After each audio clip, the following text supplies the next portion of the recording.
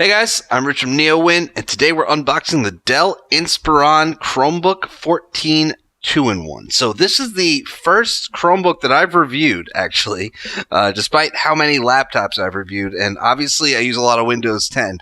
And what I was really looking for in a Chromebook was a 2-in-1 with a big enough screen, 14 inches, and really in that, like, this thing starts at $599. I think that's a sweet price point that's got Android app support, so it should be really good at being a laptop and a tablet, and that's kind of what I really wanted to check out by reviewing this Chromebook. So let's get this thing open.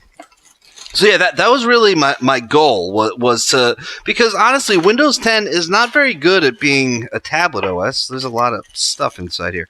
There's our power cable. All this stuff's at the top, which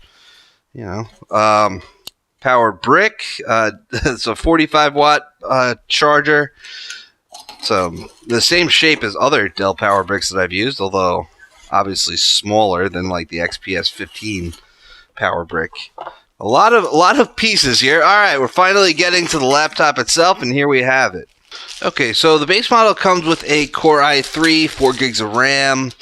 I believe it has a 1080p display. So this thing's not particularly light. It's not particularly thin, but it's got a volume rocker on the side, a power button, USB Type-C, micro SD card reader.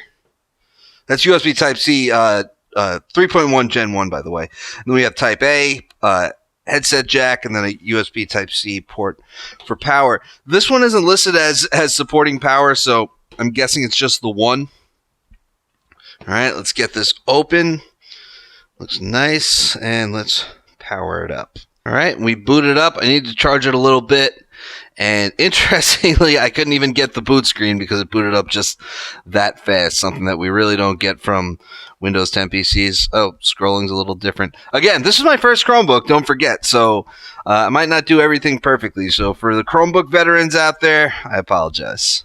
All right, so we're signing in here. Couple things about this device. Like I said, it is a 2-in-1. So we can give it one of these and we can use it as a tablet. And that's probably the key thing about this device. So aside from being a convertible, though, it also has pen support. So if I say, put it like this, there's a pen, if we look over here, that's kind of hidden over here. And we can just pull this out. And there's our pen. So I personally like this method of pen storage. There are a lot of pen storage options out there, so this doesn't seem to actually... Oh, there it goes. Okay, there's our meme generator. But anyway, there's a lot of pen storage options out there on different laptops. We got,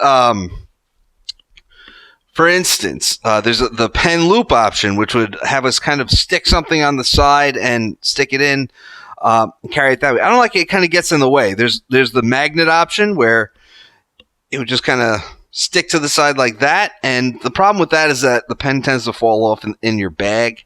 And the benefit of that is that you tend to get a bigger pen, where this is a fairly small pen.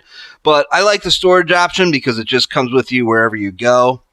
And it works for me because I don't use the pen a whole lot. What's really great, though, is that, say, someone emails you a document that you have to sign. You no longer have to print it out and sign it, scan it back in, email it out. Now you can just pull up the PDF and sign it. So that's useful. So here's our Google Play Store. It just told me that, it's updating. It just told me that it updated so that I can now run Android apps. I'm excited to check that out. The progress bar doesn't seem to be running too smoothly, but that's all right. And there you have it. There's the Google Play Store. We can check for updates over here. There's a couple updates. There's our apps that we have. And if we go into settings, hopefully we can see the exact specs of this thing.